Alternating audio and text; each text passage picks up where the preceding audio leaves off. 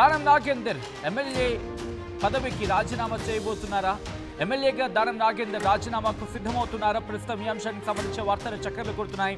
జూబ్లీహిల్స్ బైపోల్లో కాంగ్రెస్ అభ్యర్థిగా పోటీ చేసే యోచనలు దానం నాగేందర్ ఉన్నారు అనేది గత కొద్ది రోజులుగా జరుగుతున్న చర్చ. అయితే జూబ్లీహిల్స్ అభ్యర్థి కన్ఫర్మేషన్కి సంబంధించి జరిగే కన్నా ముందే రిజైన్ చేసి హైకమాండ్ దృష్టిలో పడేందుకు ప్రయత్నాలు చేస్తున్నారంటూ ప్రచారం జరుగుతుంది. ఇటు జూబ్లీహిల్స్లో బరిలోకి దిగడం కోసం ఇప్పటికే 3 పేర్లను షార్ట్ లిస్ట్ చేసింది ఇటు తెలంగాణ పిసిసి. సో ఈ నేపథ్యంలో ఆ షార్ట్ లిస్టులో ఆయన పేరు లేకపోవడంతో ప్రస్తుతం దానం నాగేందర్ అసంతృప్తిలో ఉన్నారు అనే చర్చ జరుగుతోంది. సో ఈ నేపథ్యంలో తాజాగా రాజీనామా వార్తలు చక్కర్లు కొడుతూ ఉండడంతో దానం నాగేందర్ రియాక్షన్ ఏంటి అనే అంశానికి సంబంధించి కూడా మాట్లాడుకుంటున్న పరిస్థితి.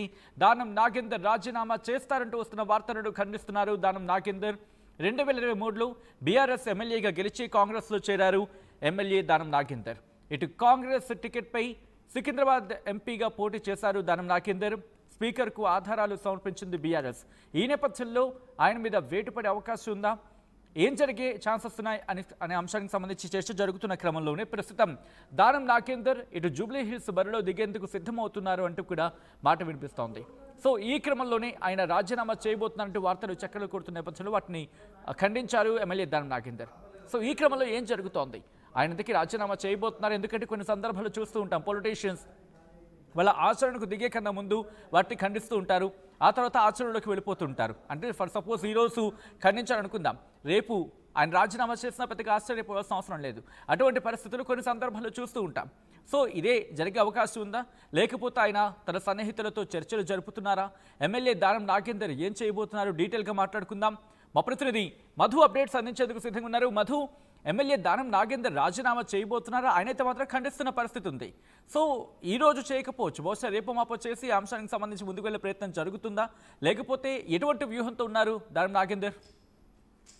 యాక్చువల్గా జూబ్లీహిల్స్ ఉప ఎన్నిక తెరపైకి ఎప్పుడైతే వచ్చిందో, అనూహ్యంగా ఆ అంశం తెరపైకి వచ్చిందో, జూబ్లీహిల్స్ ఉప ఎన్నిక మాగట్టి మరణం తర్వాత దానం నాగేందర్ దీనిపైన కాన్సన్ట్రేషన్ చేశారు. జూబ్లీహిల్స్ నుంచి పోటీ చేయాలి, ఖైరతాబాద్ కి రాజీనామా చేయాలనేటువంటిది ఈ ప్రతిపాదనను కాంగ్రెస్ పార్టీ అధిష్టానం ముందు, ముఖ్యమంత్రి రేవంత్ రెడ్డి ముందు ప్రతిపాదన చేస్తే ఈ అంశం పైన ఆలోచించి నిర్ణయం తీసుకుంటామని కాస్త సమయం తీసుకున్నారు. ఆ సమయం తీసుకునే లోపలనే కాంగ్రెస్ పార్టీ చీఫ్ తెలంగాణకు సంబంధించి మహేష్ కుమార్ కూడా ఒక స్టేట్మెంట్ చేశారు. దానం నాగేందర్ ప్రతిపాదన పెట్టిన మాట వాస్తవమైనటువంటిది ఆయన ధృవీకరించారు. అంటే అఫీషియల్ గా దానం నాగేందర్ జూబ్లీహిల్స్ ఉప ఎన్నిక పైన ఫోకస్ చేస్తున్నారు, అక్కడ నుంచి పోటీ చేయాలి, ఖైరతాబాద్ నుంచి పోటీ చేసే అభ్యర్థికి అన్ని సహకారాలు అందిస్తాను అనేటువంటి అంశాన్ని ప్రతిపాదన చేసిన అంశాన్ని ఈయన ధృవీకరించారు. అంటే ఇది కన్ఫర్మ్ వార్తనే, దాంట్లో ఎలాంటి డౌట్ లేదు. కానీ ముఖ్యమంత్రి రేవంత్ రెడ్డి ఈ అంశాన్ని కాస్త ఆయన వద్దు అని వారించినట్టుగా తెలుస్తా ఉంది. ఎందుకంటే ఖైరతాబాద్ నియోజకవర్గాన్ని వదిలి జూబ్లీహిల్స్ నియోజకవర్గంలో పోటీ చేస్తే దానం నాగేందర్ కాంగ్రెస్ పార్టీ అక్కడ భయపడుతుంది, ఖైరతాబాద్ లో పోటీ చేయడానికి అనేటువంటి ఒక మెసేజ్ వెళ్తుంది గ్రౌండ్ లోకి. కాబట్టి అది ప్రతిపక్షాలకు అడ్వాంటేజ్ గా మారే సిచ్యువేషన్ ఉంటుంది, వద్దు అని వారించినట్టుగా తెలుస్తాం. ఈ రాజకీయ భవిష్యత్తుకు భరోసా ఉంటుంది, మీరు రేపు ఫ్యూచర్ లో ఖైరతాబాద్ సీట్ నుంచి పోటీ చేయాలనుకుంటే పోటీ చేయండి, ఆ తర్వాత ఒకవేళ అక్కడ ఎలాంటి పరిణామాలు చోటు చేసుకున్న ఫలితాల రూపంలో పార్టీ కాపాడుకునే ప్రయత్నం చేస్తుంది ఎమ్మెల్సీ రూపంలో అనేటువంటి భరోసా ఇచ్చినట్టుగా తెలుస్తా ఉంది. కానీ దానికి దానం నాగేందర్ సత్యమీర అంటున్నారు.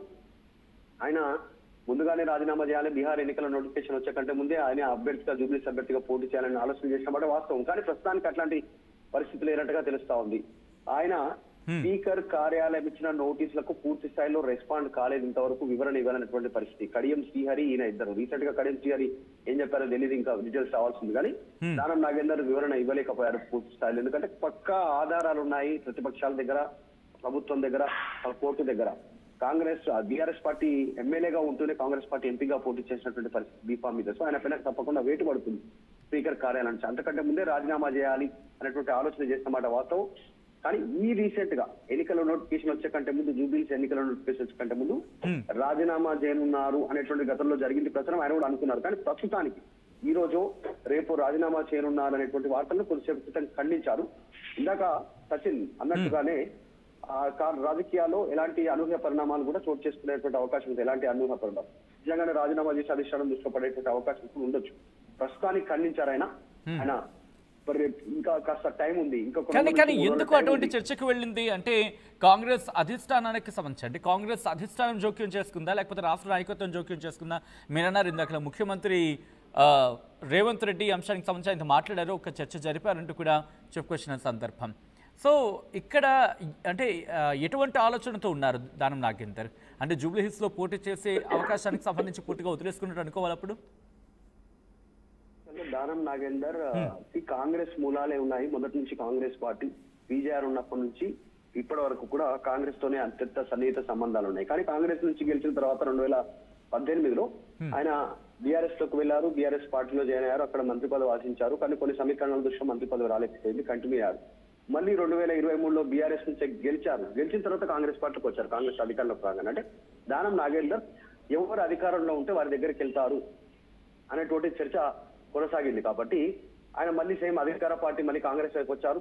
కాంగ్రెస్ పార్టీ ఏఐసీసీ అధిష్టానంతో అత్యంత సన్నిహిత సంబంధాలు ఉన్నాయి, అప్పుడున్నటువంటి సీనియర్ నాయకులతో పాటు ఇప్పుడున్నటువంటి నాయకత్వంతో పాటు. కానీ ఇక్కడ ముఖ్యమంత్రి రేవంత్ రెడ్డి రీసెంట్ గా కాంగ్రెస్ పార్టీలోకి వచ్చారు, ఇక్కడే పీసీసీ అయ్యారు, ఆయన వర్కింగ్ ప్రెసిడెంట్ తర్వాత పీసీసీ అయ్యారు, తర్వాత ముఖ్యమంత్రి కూడా అయిపోయారు. కాబట్టి దానం నాగేందర్ విషయంలో వారించింది రేవంత్ రెడ్డి వారిస్తా ఉన్నారు.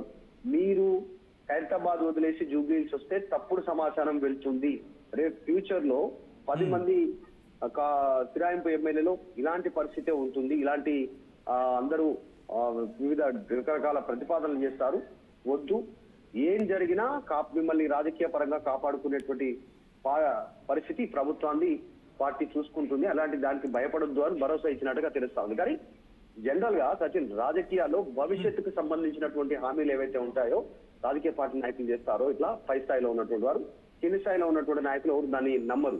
దానిలో భాగంగానే దానం కూడా నమ్మట్లేదు ముఖ్యమంత్రి చేసిన ప్రతిపాదనని. ఇప్పుడు రేపు ఫ్యూచర్ లో రాత్ గయి బాత్ గయి అనేటువంటి సామెత రాజకీయాల్లో వర్కౌట్ అవుతుంది కాబట్టి ఈ రోజు వరకు ఆయనను సముదాయించడానికి ఒక మాట స్టేట్మెంట్ చేస్తారు, కానీ ఫ్యూచర్ లో ఒకవేళ కాపాడుకోలేని సిచ్యువేషన్ ఉంటే ఆయన రాజకీయంగా కాస్త మైనస్ అయ్యే అవకాశం ఉంటుంది. సో ఇప్పుడే నాకు భరోసా లభించాలి, జూబ్లీహిల్స్ నుంచి పోటీ చేస్తా, గెలుస్తా, మంత్రి ఇవ్వండి, హైదరాబాద్ నుంచి పోటీ చేసే అభ్యర్థిని గెలిపించే బాధ్యత నాది, ఆర్థికంగా అన్ని రకాలుగా వినూత్నంగా ఉంటాను అనేటువంటి ఆయన ప్రతిపాదన తీసుకున్న మాట వాస్తవం. కానీ ఇప్పటికిప్పుడు రాజీనామా చేయడానికి దానం సిద్ధంగా లేరు అనేటువంటి కొంచెం క్రితం ఖండించారు ఆయన. సో చూద్దాం, ఇంకొక 2 నుంచి 3 రోజుల టైం ఉంది. 2-3 రోజులలో రాజకీయాల్లో ఏమైనా జరగవచ్చు. ఎవరు ఇంట్రెస్టింగ్ అంటే ఇప్పటికే షార్ట్ లిస్టింగ్ కి సంబంధించి ఒక 3 పేర్లు వెళ్ళాయి కాబట్టి ఎవరి ఒక విధంగా చెప్పంటే ఎవరి లెవెల్లో వాళ్ళు లాబింగ్ చేస్తారంటే చర్చ జరుగుతోంది ఇటు ఏఐసీసీ స్థాయిలో. సో ఇప్పుడు కనుక పేరు ఫైనలైజ్ అవ్వకన్నా ముందే ఇటు మరి ముఖ్యంగా మీరు అన్నట్టుగా ఏఐసీసీతో సత్సంబంధాల నేపథ్యంలో దానం నాగేందర్ అటువంటి ప్రయత్నాలు చేస్తున్నారు. ఎందుకంటే రాజీనామా అంశం తెర మీదకి వచ్చింది, ఆయన కాదు ఖండించిన పరిస్థితి ఉంది. ఇప్పుడు నేరుగా ఏఐసీసీతో మాట్లాడి టికెట్ కన్ఫర్మ్ చేసుకున్న తర్వాత అప్పుడు అటువంటి అడుగులు వేసే అవకాశం కనిపిస్తోందా? ఆ విషయానికి సంబంధించిన క్లారిటీ వస్తుందా మధు? అంటే ఏఐసీసీ అధిష్టానం నుంచి ఆయనకు ఆశీస్సులు ఉన్నాయి, కానీ ఇక్కడ లోకల్ గా ఉన్నటువంటి పరిస్థితులు ఆయనకు అనుకూలంగా లేవు అనేటువంటి సన్నిహితులు జగన్ మాట్లాడినట్టుగా తెలుస్తా ఉంది. ఒకటి, కాంగ్రెస్ పార్టీని నమ్మి బీఆర్ఎస్ పార్టీని వీడి రాజకీయ భవిష్యత్తును పరంగా పెట్టి మా ఎమ్మెల్యేగా ఉంటూనే ఎంపీగా పోటీ చేయడం అనేటువంటిది పార్టీ కోసం తీసుకునే నిర్ణయంగా ఆయన భావించారు. మొదట అసలు కాంగ్రెస్ పార్టీలోకి వచ్చిందే దానం నాగేందర్. ఫస్ట్ అఫీషియల్ గా కండువా కప్పుకుంది. అప్పుడున్నటువంటి దీపాదాస్ మున్షి సమక్షంలో రేవంత్ రెడ్డి ఇంట్లోనే ఆయన పార్టీ కండువా కప్పుకున్నారు. మొదటి స్టెప్ తీసుకుందే దానం నాగేందర్ అఫీషియల్ గా. సో అంత డేర్ స్టెప్ తీసుకున్న దానం నాగేందర్ విషయంలో పార్టీ ఎందుకు సానుకూలంగా లేదు, ఆయన రాజకీయ భవిష్యత్తు ఎందుకు ఆలోచన చేయటారు ఒక చర్చ ఉంది. ఇంకోటి, ఎంఐఎం అనేటువంటిది కీలకం జూబ్లీహిల్స్ ఎన్నికల్లో. ఎంఐఎం మద్దతు తీసుకోవడంలో దానం నాగేందర్ సఫలమయ్యారు, ఆయన సక్సెస్ అయ్యారు. ఎంఐఎం మొన్న జరిగినటువంటి సికింద్రాబాద్ ఎంపీ ఎలక్షన్ లో నిలబడితే కాంగ్రెస్ పార్టీ నుంచి అసలు దీని వయసు ఒక స్టేట్మెంట్ చేశారు, మనందరికీ తెలిసింది. సికింద్రాబాద్ మే మోటుకు ఓటుదాలో, మోటు అంటే దానం నాగేందర్ కాస్త లావుగా ఉంటారు, బుద్ధిగా ఉంటారు కాబట్టి మోటుకు ఓటుదాలో అనేటువంటి అసదుద్దీన్ ఓవైసీ ఓపెన్ స్టేట్మెంట్ చేశారు. సో ఎంపీ ఎన్నికల్లోనే మద్దతు కూడగట్టుకున్నారు, జూబ్లీహిల్స్ ఎన్నికల్లో కూడా మద్దతు దానం నాగేందర్ ఉంది అనేటువంటిది ఆయన వర్గం చెప్పుకుంటుంది. అయినప్పటికీ కూడా ఎందుకు రేవంత్ రెడ్డి ఆయన విషయంలో మొగ్గు చూపట్లేదు అనేటువంటిది చర్చ గత కొంతకాలంగా ఉంది. చూడాలి ఏం జరుగుతుందో. ఇంకా 2 నుంచి 3 రోజులు నోటిఫికేషన్ టైం ఉంది, అప్పట్లో కూడా ఏమైనా జరగవచ్చు. ప్రస్తుతానికి మాత్రం ఆయన ఈ జరుగుతున్న ప్రచారాన్ని ఖండించే ప్రయత్నం చేశారు. చివరాఖర్లో అధిష్టానం కనుక సూచిస్తే ఫ్యూచర్ లో రాజకీయాలు ఇందాక చెప్పినట్టు రాత్ గయి బాత్ గయి ఇప్పుడు ఏం జరుగుతుందో, ఏ మూమెంట్ ఏం జరుగుతుందో తెలియదు. కాబట్టి ఫ్యూచర్ లో పోటీ చేసినా ఆశ్చర్యపోవాల్సినటువంటి అవసరం లేదు, ఏం జరుగుతుందో చూడాలి. రైట్ మీద ఒక్కసారి మీరు లైన్లో ఉండే ప్రయత్నం చేయండి. ఈ అంశానికి సంబంధించిన బ్రేకింగ్ న్యూస్ చూస్తున్నారు. కొద్దిసేపటి క్రితం ప్రస్తుతం చెప్పాలంటే ఈరోజు దాదాపుగా మార్నింగ్ నుంచి ఇటు ఆయన రాజీనామా చేయబోతున్నారు, దానం నాగేందర్ రాజీనామా చేయబోతున్నారనే వార్తలు తీవ్రమైన స్థాయిలో చక్కర్లు కొట్టిన సందర్భం. సో ఈ క్రమంలోని ఈ అంశానికి సంబంధించి ఆయన రియాక్ట్ అయ్యారు. ఇటు దానం నాగేందర్ రాజీనామా చేయబోతున్నారా, దానం నాగేందర్ రాజీనామా చేయబోతున్నారంటూ వార్తలు చక్కర్లు కొట్టిన సందర్భం. ఈ నేపథ్యంలో జూబ్లీహిల్స్ బైపోల్లో కాంగ్రెస్ అభ్యర్థిగా పోటీ చేసే యోచనలోకి వెళ్లారు దానం నాగేందర్. అది ఎప్పటి నుంచి కూడా చర్చ ఉంది. అయితే జూబ్లీహిల్స్ అభ్యర్థి కన్ఫర్మేషన్కి ముందు, జూబ్లీహిల్స్ అభ్యర్థి ఎవరు అనేది కన్ఫర్మేషన్ కన్నా ముందే రిజైన్ చేసి హైకమాండ్ దృష్టిలో పడేందుకు ఆయన ప్రయత్నాలు చేస్తున్నట్లు కూడా ప్రచారం చాలా విస్తృతంగా జరిగింది. అయితే జూబ్లీహిల్స్ బరి కోసం ఇప్పటికే 3 పేర్లను షార్ట్ లిస్ట్ చేసింది PCC. So PCC short list చేసిన ఆ లిస్టులో, ఆ పేర్లలో ఆయన పేరు లేకపోవడంతో అసంతృప్తిలో ఉన్నారు దానం నాగేందర్ అంటూ కూడా చాలా విస్తృతంగా ప్రచారం జరిగింది. తాజాగా రాజీనామా వార్తలను ఖండించారు దానం నాగేందర్. 2023లో బీఆర్ఎస్ ఎమ్మెల్యేగా గెలిచి కాంగ్రెస్లో చేరారు దానం నాగేందర్. కాంగ్రెస్ టికెట్పై సికింద్రాబాద్ ఎంపీగా పోటీ చేశారు దానం నాగేందర్. స్పీకర్కు ఆధారాలు సమర్పించింది బీఆర్ఎస్. ఈ నేపథ్యంలో ఏం జరగబోతుందనేది ఆసక్తికరంగా మారింది. దానం నాగేందర్ ఒకవేళ దానంకు టికెట్ ఇస్తే మళ్ళీ గెలుస్తారనే ఒక ప్రశ్నను మీ ముందుంచింది ఆర్టీవీ పోల్ రూపంలో. ఒకసారి ఎస్ ఆర్ నో ఒకసారి చెప్పే ప్రయత్నం చేయండి. ఇప్పటికీ కొంతమంది 40-60 50-50% ఉందని చెప్పుకోవాలి. కొంతమంది ఎస్ అంటున్నారు, 50% ఎస్ అంటే 50% నో అంటున్న పరిస్థితి. కాస్త ఫ్లక్చువేషన్స్ ఉన్నాయి.